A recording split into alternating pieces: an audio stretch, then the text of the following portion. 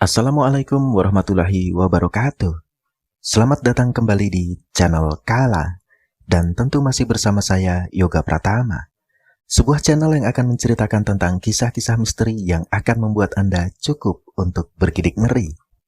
Apa kabar Anda hari ini? Semoga Anda yang sedang menonton channel ini selalu diberikan kesehatan, diberikan rezeki yang berlimpah, dimudahkan segala urusannya, serta selalu dalam perlindungan Tuhan Yang Maha Esa. Kali ini saya akan melanjutkan membacakan sebuah kisah misteri dengan judul Keluarga Winarto, bagian part yang kedua, sekaligus menjadi part yang terakhir. Dan tentunya masih ditulis oleh @desiprayogo1 aka Emak. Tak lupa juga saya mengucapkan terima kasih untuk beliau yang telah mengizinkan saya untuk membawakan kisah ini. Seperti biasa ya sobat, Anda juga bisa mengunjungi tweet beliau yang sudah saya sertakan linknya di kolom deskripsi. Baiklah, tanpa berlama-lama lagi, mari kita langsung saja menuju ke kelanjutan kisahnya.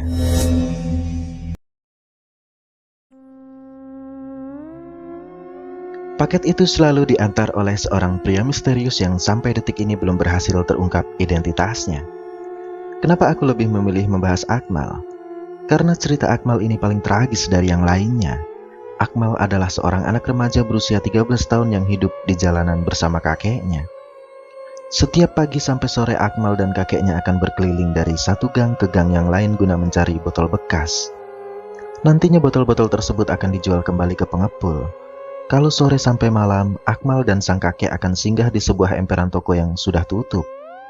Mereka berdua tidak memiliki tempat tinggal. Jika sudah malam hari, Akmal dan kakeknya akan tidur di emperan toko optik yang lokasinya persis di seberang pos kedua perumahan tempat Mas Iung ngekos. Semua orang yang tinggal di situ tidak mungkin kalau tidak mengenal Akmal dan kakeknya. Kadang kalau masuk musim penghujan, ada beberapa warga yang mengizinkan Akmal dan kakeknya untuk memakai latar depan rumah mereka sebagai tempat tidur Akmal juga sang kakek. Ada juga beberapa warga yang memberikan sarapan untuk mereka berdua. Suatu malam, kemalangan menimpa mereka. Karena sang kakek ketika tidak sengaja terbangun di tengah malam mendapati cucunya yang tak lain adalah Akmal sudah tak ada lagi di sampingnya. Akan tetapi, di sebelah sang kakek sudah tergeletak sebuah kardus bekas mie instan, dan saat dibuka, ternyata isinya adalah uang gepokan 50.000. Bisa kalian tebak jumlahnya berapa? Iya, benar. Jumlahnya adalah 20 juta rupiah. Sang kakek langsung bangkit dari posisinya dan menyeberang ke arah pos satpam sambil menenteng uang yang ada di kardus. Kakek itu menceritakan semuanya kepada satpam yang ada di pos 2 dengan bercucuran air mata. Dua satpam ini yang awalnya tertidur pulas, tahu-tahu terbangun dan kaget mendengar penjelasan kakeknya Akmal. Salah satu satpam yang bernama Mas Mardi mencoba menghubungi RT di kompleks tempat. Masalahnya, pola yang terjadi kepada Akmal sama dengan kasus yang sedang terjadi di komplek tersebut. Sambil menunggu pihak RT setempat datang, Mas Mardi dan Mas Oki menyuruh sang kakek untuk tenang dengan diberi sebotol air mineral kemasan.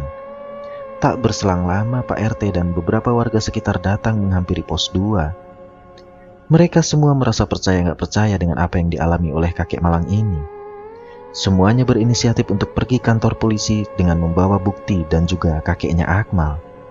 Pukul 2:30 dini hari, sebagian warga berbondong-bondong menghampiri kantor polisi yang jaraknya tidak terlalu jauh dengan menaiki sepeda motor. Sedangkan yang lain bergerombol di pos 2 termasuk Bu Yayu dan keluarganya. Tak ketinggalan, Mas Iung dan semua anak kos pun turut hadir di pos 2 malam itu. Singkat cerita, sekitar pukul 4:30 pagi, terlihat Pak RT, kakeknya Akmal dan beberapa rombongan polisi terlihat mulai berdatangan ke TKP. Di mana berita hilangnya Akmal menjadi heboh satu wilayah. Kali ini bukan hanya wilayah kompleks saja, melainkan satu kelurahan. Orang-orang yang baru pulang dari masjid habis sholat subuh tiba-tiba juga ikut berkerumun. Mungkin kalau sekarang sudah diciduk karena COVID. Polisi mulai melakukan penyelidikan sementara hingga tak lama kemudian datanglah jajaran Bareskrim dari Polres tempat. Investigasi besar-besaran pun mulai digelar. Anehnya, tak ada satupun bukti ataupun clue yang tertinggal. Alhasil pekerjaan para polisi waktu itu jadi sangat sulit. Sampai didatangkan 3 ekor anjing pelacak pun masih belum bisa memecahkan teka-teki apa yang terjadi kepada Akmal. Fajar pun mulai menampakkan kehadirannya. Jalanan raya daerah situ ditutup guna mempermudah pekerjaan polisi. Tapi ada satu anjing pelacak yang menggonggong cukup keras ketika mendekati sebuah selokan depan pos 2 perumahan. Saat polisi melihat ke arah got itu, ternyata kering, tidak ada airnya. Tapi ada satu sandal jepit yang terjatuh di sana. Kenapa polisi langsung tertuju pada sandal jepit itu? Karena sandal itu terdapat beberapa bercak darah yang menempel di alas kakinya. Pada saat itu, polisi mengangkat sandal itu. Kakek Akmal berteriak histeris, "Itu sandal cucu saya, Pak!" Polisi yang mendengar itu kaget, berusaha mendekatkan sandal tersebut ke kakeknya Akmal, supaya beliau dapat memastikan dengan jelas. "Benar, Pak, itu sandal milik cucu saya. Saya tidak mungkin akan lupa dengan sandal ini. Karena saya yang membelikan sandal ini pas hari ulang tahunnya. Dia minta sendiri untuk dibelikan sandal ini karena sandal lamanya sudah berlubang, jadi tidak bisa dipakai lagi," ucap kakek Akmal dengan berlinang air mata. Bisa saja itu sandal milik orang lain yang modelnya sama dan kebetulan terjatuh di dekat sana. Tapi di sandal itu terdapat nama Akmal yang tertulis di bagian tali sandal jepitnya dengan menggunakan spidol berwarna hitam. Di sekitar wilayah situ juga tidak ada yang bernama Akmal selain cucu kakek ini. Akhirnya, sandal tersebut diamankan sebagai bukti sebelum akhirnya ditaruh ke laborat untuk diperiksa. Akan tetapi masih ada yang aneh dengan anjing pelacak yang menemukan sandal Akmal. Anjing ini masih terus menggonggong sampai menggeret polisi yang memeganginya untuk masuk ke dalam perumahan. Dan diikutilah anjing ini, hingga anjing ini berhenti di sebuah rumah dan mulai berhenti menggonggong. Mata anjing ini menatap arah tajam ke arah rumah itu, dan anjing ini hanya mematung di luar pagar. Kalian pasti bisa menebak itu rumah siapa?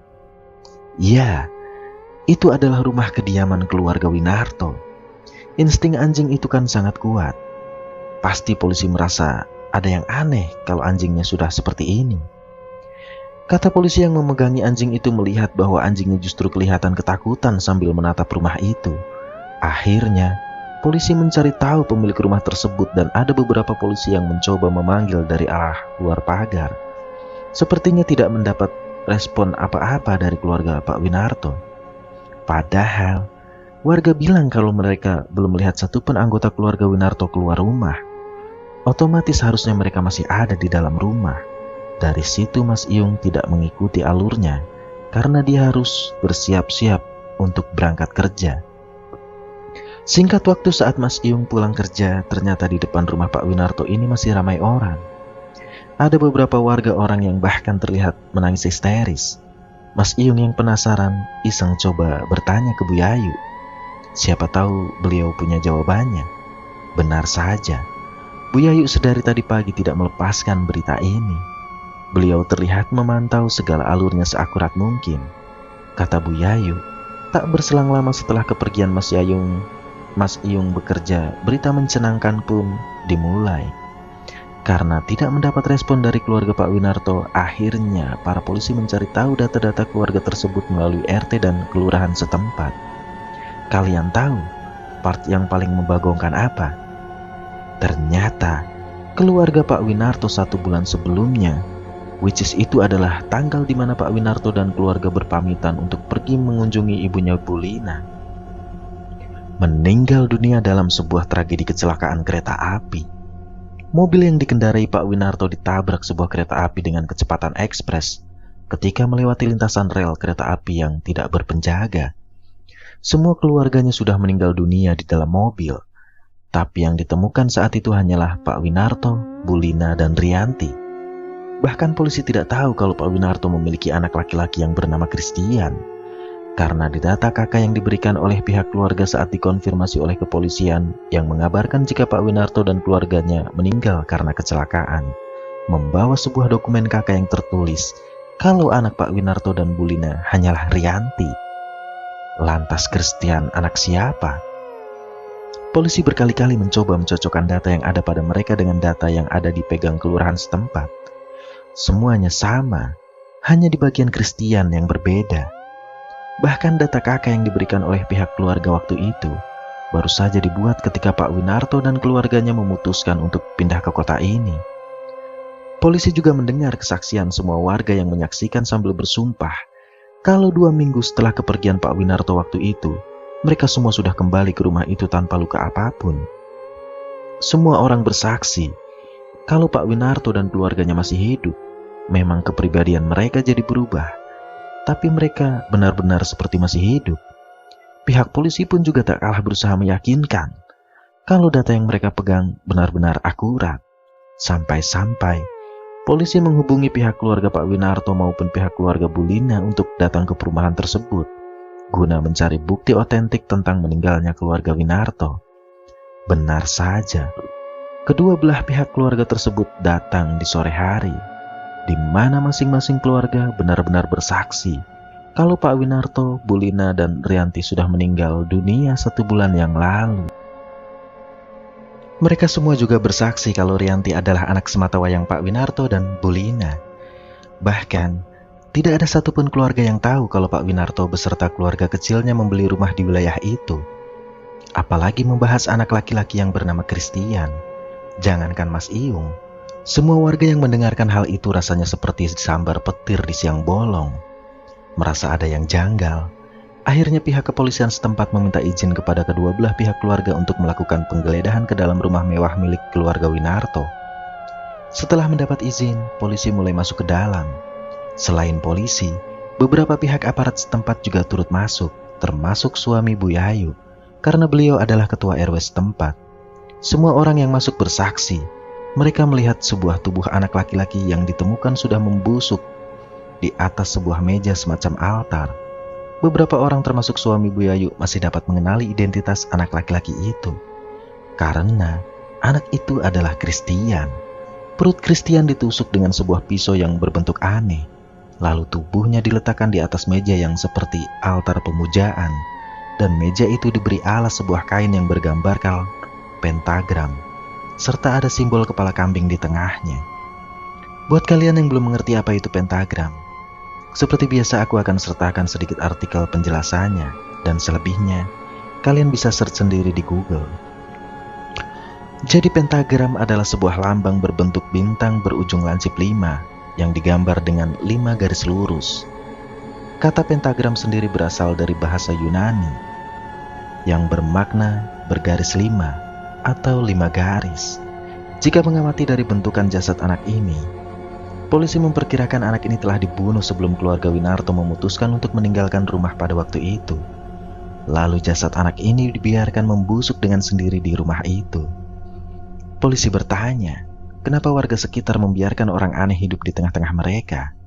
Warga juga tidak ada yang mengira kalau keluarga Winarto sefrek ini. Karena sehari-harinya mereka terkenal orang yang baik dan senang berbagi. Tidak ada tanda-tanda negatif yang menggambarkan keluarga Winarto di mata masyarakat sekitar. Wajar kalau warga tidak berspekulasi aneh-aneh. Dari sini akhirnya polisi menyimpulkan ada kegiatan aneh yang dilakukan oleh keluarga Winarto. Dan polisi juga memiliki prediksi, kemungkinan kematian anak-anak di wilayah ini ada campur tangannya dengan apa yang dilakukan oleh keluarga Winarto. Masalahnya, siapa yang melakukan ini semua? Siapa-siapa saja yang dibalik sosok keluarga Winarto? Tidak mungkin kalau pembunuhan tersebut dilakukan oleh keluarga Winarto, karena insiden ini telah terjadi sesudah kematian keluarga Winarto. Apa iya orang yang sudah meninggal bisa melakukan pembunuhan? Mungkinkah arwah keluarga Winarto yang terikat oleh sekte ini berusaha menuntaskan sumpah perjanjiannya dengan iblis yang mereka sembah? Semuanya masih menjadi misteri sampai detik ini. Polisi percaya kalau keluarga Winarto masuk ke dalam jajaran orang-orang yang menganut sekte sesat dan menyebabkan hilangnya nyawa seseorang. Tapi polisi lebih tertarik dengan orang-orang yang belum terpecahkan. Konon, orang-orang inilah yang membantu segala sesuatunya menjadi mudah dan tidak terdeteksi oleh pihak kepolisian. Soalnya, selama ini setiap menyelidiki kasus anak-anak setempat yang meninggal dengan cara misterius selalu menemukan jalan buntu. Cluenya bahkan tidak ada.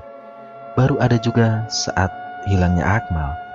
Itu pun belum terpecahkan sampai detik ini. Siapa pelaku di balik penculikan Akmal? Akhirnya, kakek Akmal dibawa ke dinas sosial agar bisa tinggal di sana dan tidak tidur lagi di jalanan. Sedangkan jasad Christian langsung dibawa ke rumah sakit untuk diotopsi lebih lanjut guna mencari tahu identitas aslinya.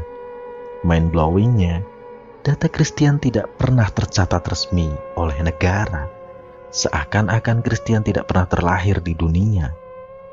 Rumah bekas kediaman Pak Winarto sempat dibiarkan kosong dan tidak berpenghuni sama sekali, sebelum akhirnya di tahun 2016 kemarin dihancurkan oleh pihak Pemkot setempat guna mencegah kejadian-kejadian yang tidak diinginkan. Karena setelah rumah itu dikosongkan, pernah ada beberapa orang yang nekat masuk hingga akhirnya mengalami kesurupan. Banyak sekali orang iseng masuk ke dalam sana tanpa izin, dan tahu-tahu kesurupan, bahkan ada yang hampir melukai temannya sendiri pada saat dia kesurupan. Kadang warga juga samar-samar mendengar banyak sekali suara anak laki-laki yang menangis dari dalam rumah itu. Meskipun rumah keluarga Winarto sudah berhasil dirobohkan, tapi tidak dengan patung Anubis yang super menyeramkan itu. Alat berat seperti tidak berhasil merobohkan patung tersebut. Patung yang mungkin menjadi saksi bisu dari peristiwa yang pernah terjadi. Walau rumah itu telah dirobohkan dan meninggalkan beberapa puing-puingnya, warga masih kerap dilihatkan penampakan sosok anak laki-laki yang wajahnya mirip sama sekali dengan Christian dan sedang menangis di tengah-tengah puing rumah tersebut. Dulu di akhir tahun 2010, pernah ada seorang investigator yang mengungkap misteri di balik rumah persembahan itu. Itu julukan yang dibuat warga setempat untuk mengenang tragedi yang pernah terjadi di dalam rumah mewah tersebut. Ketika investigator itu baru beberapa minggu bolak-balik menyelidiki rumah tersebut, tahu-tahu beliau dinyatakan meninggal dunia. Waktu itu bapak ini baru pulang dari rumah keluarga Winarto. Sang istri mengaku kalau suaminya baik-baik saja pada saat masuk rumah ini. Kemudian beliau langsung masuk ke kamar mandi untuk bersih-bersih. Pada saat sang suami di kamar mandi, istrinya ini berniat menyiapkan makan malam. Tidak ada angin, tidak ada hujan. Tiba-tiba saja sang istri mendengar suaminya menjerit dari arah kamar mandi. Istrinya yang sedang hamil tua itu akhirnya meminta tolong warga sekitar untuk membantu mendobrak pintu kamar mandi karena terkunci dari dalam. Begitu pintu berhasil dibuka, sang istri teriak histeris ketika mendapati suaminya sudah meninggal dunia di salah satu pojokan kamar mandinya, dengan posisi matanya yang melotot dan mulutnya berbusa. Kemudian jasad investigator tersebut akhirnya dilarikan ke rumah sakit. Tapi sayang, beliau meninggal dunia sebelum berhasil mengungkap misteri di balik semua yang terjadi di rumah mewah keluarga Winarto. Padahal, sehari sebelumnya beliau, yaitu investigator ini, berniat membocorkan rahasia kelam tentang asal-usul keluarga Winarto. Dan malam itu beliau datang kembali ke rumah tersebut guna memastikan jika pendapatnya benar-benar akurat. Tapi sayangnya, rahasia itu terkubur kembali bersama jasad sang investigator dimasukkan ke liang lahat. Polisi mencoba mencari bukti-bukti yang telah dikumpulkan sang investigator, tapi nyatanya bukti-buktinya seperti lenyap dengan sendirinya. Walau semua itu hanyalah harapan semu, tapi setidaknya doa baik selalu tercurahkan. Kasus rumah mewah keluarga Winarto resmi ditutup pada pertengahan tahun 2011 dan menyisakan duka bagi banyak orang. Jasad Christian juga dimakamkan di salah satu TPU sekitar. Terlepas dari apapun yang terjadi pada waktu itu, kemungkinan Christian juga salah satu anak yang turut menjadi korban. Hanya warga yang tak menyadari karena mengira Christian adalah anak kandung Pak Winarto dan Bu Lina. Makanya sikap Christian bertolak belakang dengan Rianti. Ternyata inilah jawabannya. Semenjak ditemukannya jasad Christian, warga mengaku sudah tidak melihat lagi wujud Pak Winarto dan keluarganya. Warga masih bertanya-tanya, apa benar yang selama ini mereka lihat hanyalah wujud dari arwah keluarga Winarto? Tapi kenapa seperti terlihat nyata sekali? Kasus pembunuhan di wilayah sekitar juga sudah berhenti begitu saja, dan terakhir itu kasusnya Akmal yang belum terpecahkan sampai saat ini. Ada beberapa informasi seputar hasil lab Akmal yang tidak bisa kita publis di sini. Yang pasti, polisi masih terus berusaha mencari meskipun kejadian tersebut sudah 11 tahun yang lalu. Ya, mohon doanya saja untuk Akmal. Semoga dia selalu dalam lindungan Allah. Kalau masih hidup, semoga segera ditemukan. Jika memang sudah tidak ada, semoga dilapangkan kuburnya. Semua ciri anak-anak yang menjadi korban ini sama. Tubuhnya kurus, kering, dan ada semacam gigitan di tangan kiri dekat nadi. Yang membedakan hanyalah insiden-insiden anak-anak ini terenggut nyawanya.